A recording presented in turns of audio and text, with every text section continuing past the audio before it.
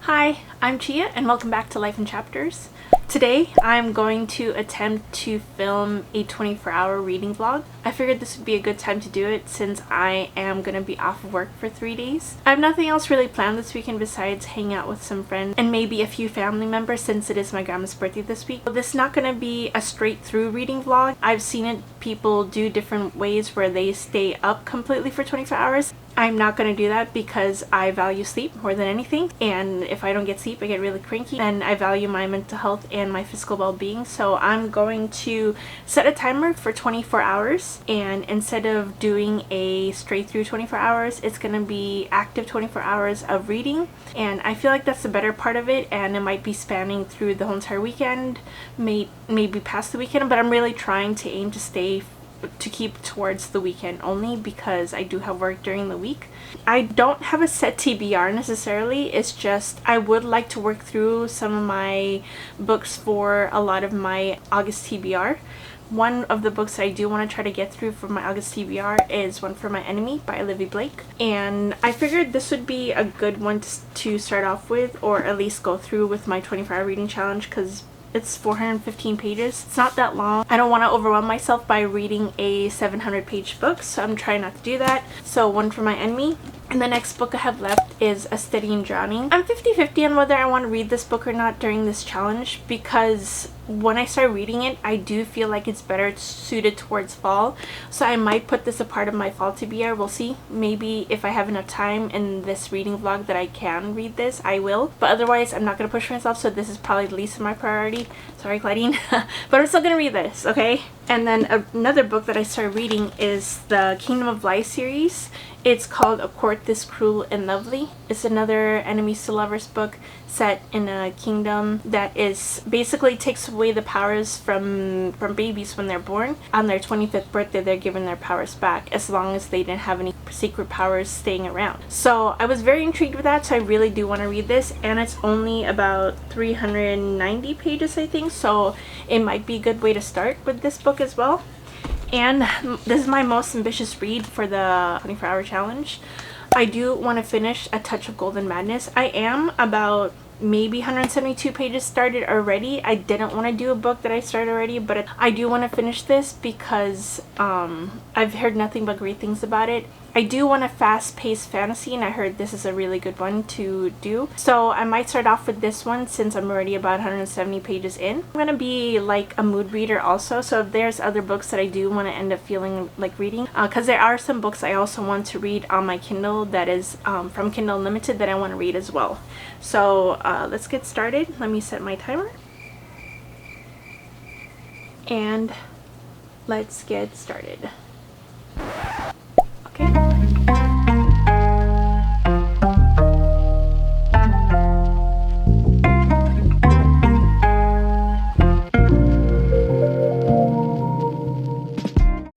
So I've gotten further in A Touch of Golden Madness.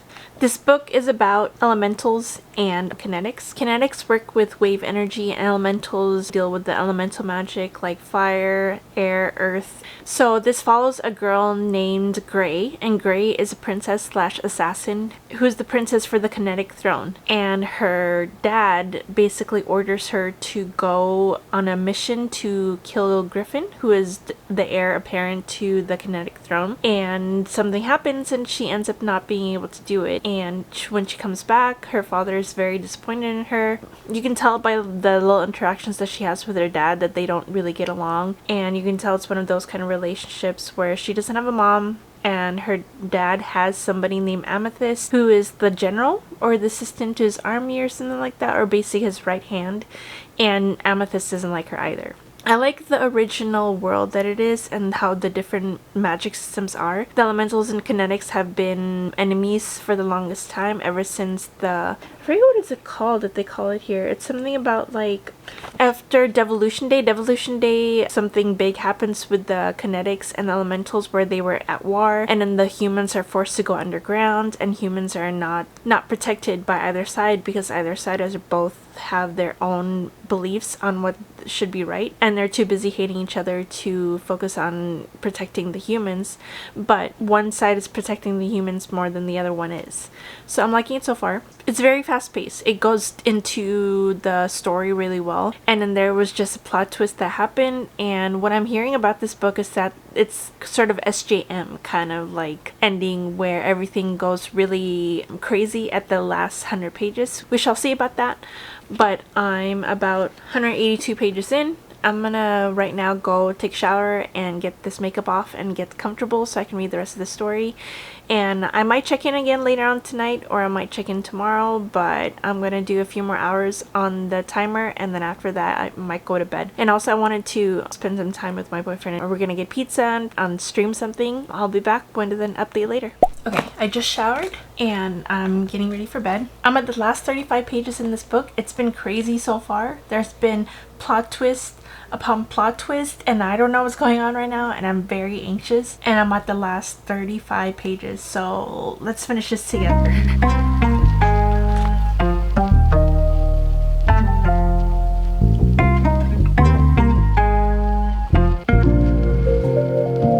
No. Okay, don't mind the birds that are going crazy outside. I finished A Touch of Golden Madness at 15 hours and 48 minutes, and I absolutely loved it. I think it was fast-paced. I loved the writing in it. The character development of Griffin and Gray. I thought the way they worked out their issues was incredibly mature, and also I loved the magic system in this book. I thought it was completely different because there's not a lot of books that I've read that has a lot of elemental and kinetic energy in here. I don't know if I mentioned before, but the kinetics use sound waves and microwaves as a part of their power. They are able to use R's from the energies of living things and people to replenish their powers. I like how they delved into mental issues in this book, so if you're going to read this book, please look up your trigger warnings because it does deal a lot with depression, anxiety, a lot of hard-hitting things that are somewhat hard to read about because these characters do go through a lot. I love watching their journey and using coping mechanisms to overcome their depression and anxiety and their self-doubt and their spiraling thoughts. I love that facet of the book. I also thought that the magic system is very unique, and I liked how the world was built. I do wish it was a little bit more fleshed out because the details were a little bit murky because there was only 2 areas that it really focused on. It was the elemental area that they were able to find, and then also it talked about the kinetic and how they came about to the conflict that they have and how they spent the whole entire war blaming it on each other and who to blame. But you find out a lot of plot twists. There's a lot of things that happens in the last 100 pages. It was action filled, and I loved it so much, so I highly recommend this book. I gave it a 4.5. And the ending, I still am so shocked by the ending, and I can't wait to continue the series, and I need the next book in my hands right away. So if you are thinking about reading this book, it's highly recommended by me, and it's 4.5 stars. And after I finished That Touch of Golden Madness, I decided to pick up One for My Enemy. I got down to about 13 hours and 16 minutes with this book, and I'm thinking of putting it down because I feel like I'm not in the mood to read this right now. I want to give this a proper attention it deserves because I do think there's a great potential in this. I love the conflict that is happening between the 2 witch clans, which is very different for the Romeo and Juliet retelling. So I want to give this a proper chance. Maybe I'll pick it up again in October, but right now I'm just not going to read it as a part of the 24-hour challenge because I feel myself slowly going to slump because of this book. I'm going to put this book aside for now, and I think I'm going to continue with A Court of This Cruel and Lovely. I have about a little under 150, a little bit under 200 pages, so I can easily read this before the timer ends. Thinking that I could finish this within the next 3 hours or so, I'm gonna finish this one. If you don't know anything about A Court of This Cruel and Lovely, it follows a girl named Priska. and she's a part of this kingdom where people's powers are taken away after they're born as a baby, and during their 25th birthday they are gifted their powers back. Otherwise, if they are found to have hidden powers, their family is executed right in front of them and they are sent to the dungeon. Like I said, it's a fallen girl named Priska. She has hidden powers that she's been hiding since she was a kid. She's not yet 25, so she ends up running away to save herself and her family, and she runs into a mercenary group who is led by Lorien. So she ends up traveling with the rest of these mercenaries, and it reminds me of when in Throne of Glass, when Elide and Lorcan are traveling with each other, and they basically turn to Mother Hens because they're protecting Priska. And I love the plot of the book so far, and there's already a lot of things going on already, which is a breath of fresh air from all the other books that I've read that had no plot, and the plot didn't happen until the end of the book. So I'm really looking for some action-filled books right now, and I heard nothing but great things about this series. And if there's time to, I don't know if I'm going to finish this in the 24-hour challenge or not, but I am wanting to pick up the Book of Azrael by Amber V. Nicole. I'm excited to read this because I love morally gray characters, and even more so, I love morally gray characters who are the female main characters in the book. It's a very dark fantasy. There's different creatures in here like Igmorthans, vampires, a lot of celestial beings also. So hopefully I can finish this in this 24-hour challenge. But right now, like I said, I have 13 hours left on the challenge. I'm gonna continue and update you guys. Hi guys, it's been a couple of days and I'm here with an update for 24-hour challenge. I did end up finishing A Court This Cruel and Lovely by Stasia Stark. I hadn't had a chance to film the last couple of days, so I haven't been able to do a few updates. I did finish this book at 9 hours and 38 minutes. Overall, I thought it was a 4 stars. I didn't think it would change my life, and it's not anything new, but I do like how it was going. It's just that I did like the romance between the two characters. I thought it was good. It's just that when it started off, they were sort of going on an adventure, and I thought that plot was great because I loved her interactions with Lorien and also the 4 other mercenaries that Lorien was traveling with, because they all took care of her, and then halfway through the book, the plot completely changed, and then it went to a different area where they were kind of separated from each other because they both have different tasks. I was really sticking to it the first part of the book, but then once it changed plots, I kind of like lost interest a little bit because it started getting a little bit repetitive, because there's stuff that they have to set up, obviously, because of like certain characters have to come to certain realizations, because this is a 4-part series, so there is a lot of stuff that will continue. It did leave off on a big cliffhanger, so it does make me want to keep reading the other books, because I do have the other books in my library, because I tend to be overzealous and buy the whole entire series. But I am looking forward to reading more of this. It's just that I don't know what I was saying before my camera rudely died. I just didn't connect to the characters as much as I thought I would. The beginning of this book was great. It started off really good. I really liked the plot that it started off with. The romance between the 2 main characters, between Lorien and Priska, I kind of thought it was a little bit fast, to be honest, because one moment they're bickering with each other and all of a sudden they're really into each other, and I don't know. I thought it was a little bit insta-lovey for me because halfway through I thought the tension was really great, and I wish there was more tension. I felt like there wasn't enough tension. Like I said before, I finished it at 9 hours, and now I'm continuing on with the Book of Azrael.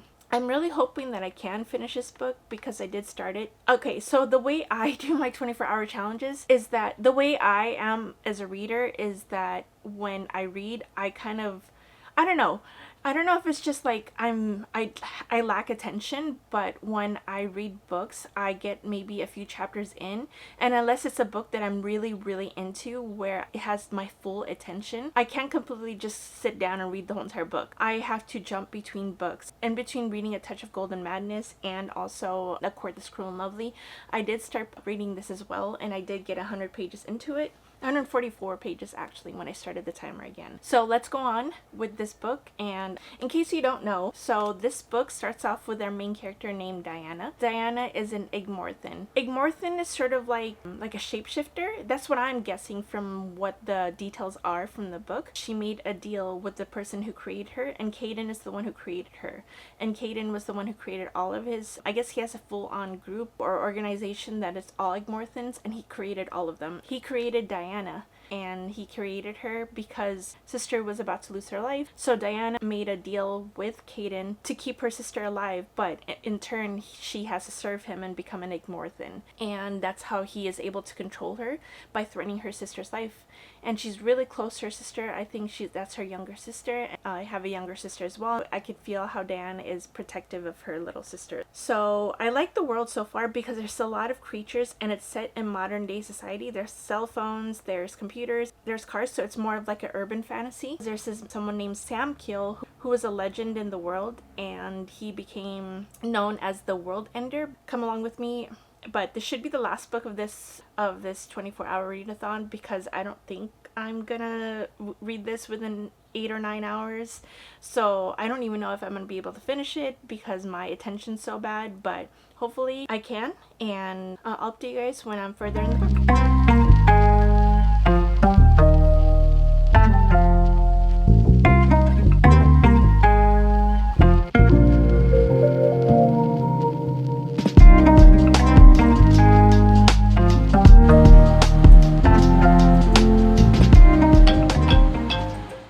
Done with the 24-hour challenge, and I'm here to give my final thoughts on the Book of Asriel. I absolutely love the Book of Asriel. It was a 4.5 stars. I thought the action was great. At the beginning I thought it was going to be a 5-star book, but there were some parts that dragged a little bit for me, especially in the middle part when the characters were trying to find out certain information. I like the fact that Diana, she's actually more full grown compared to the other FMCs that I'm used to reading about. She's not a 17, 18-year-old girl who's trying to figure out her way around the world. She's been broken and knows who she is, but thinks that there's certain things that she doesn't deserve because of how she was raised and how she had been under Caden's thumb for so long because of all the misdeeds that she's done in her sister's name. I can see from her perspective because she's a morally gray FMC, because the only person that she has in the world that she loves and cares about is her sister. And speaking from being an older sister myself, I would do anything for my little sister. And it doesn't matter how old we get or anything like that, I would do anything to protect her. And I could see from the perspective of Diana of the things that she went through because of how she wanted to make sure that her sister got a life that she deserved outside of the things that she was willing to do. And I really liked her interactions with Samkiel, or Liam. Liam, he's one of the good guys and he's in charge of a lot of people, and sometimes that kind of responsibility get on his head a lot because there was stuff that happened when he is nicknamed the World Ender that unfortunately, because of the world that he came from and the person that he became and his powers, there were some backstories that caused him to unfortunately break his own world. He's one of those leaders who doesn't feel that he should get anything he deserves either, because he felt like he failed his people when his world ended. And that's not a spoiler, that's literally talked about in the first few chapters of the book, and you realize why his nickname was World Ender. And I love the interactions between him and Diana, how they slowly become each other's friend, and how jealous he gets a little bit when certain interactions when he meets some of her friends. But this book, there's a lot of betrayal in this book, and I feel so bad for the characters, and I can't wait to keep on going with the next books because of the cliffhanger that happened at the end of the book. And I'm just so scared for these characters, and I'm so anxious for them because I was so scared of all the stuff that was happening to them at the end. I will try to do more of these later on, but I might choose different books that are a lot shorter than the other ones, because this one was almost 500 pages. It's 485, and it took a majority of my time in my 24-hour challenge. The first book that I finished in this 24-hour challenge is A Touch of Golden Madness by K.L. DeVore. Highly recommend, 4.5 stars if you want fast-paced action with two very flawed FMC and MMC. I think it's a great indie debut for K.L. DeVore, and I can't wait to move on to the prequel that's coming out soon. I believe it's coming out in December. I don't know. I haven't checked the updated status of it.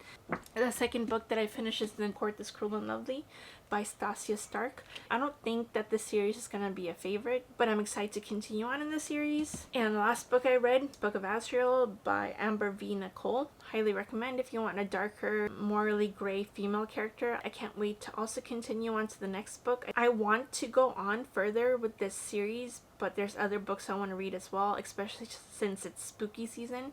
And I did join a couple of buddy reading book clubs. Another great book to add to my fantasy romance collection. But anyways, thank you again for watching. If you want more challenges like this on my channel, go ahead and subscribe. Hopefully I gave you recommendations that you want to add to your TBR list, and let me know in the comments below if you actually read this series too. Bye!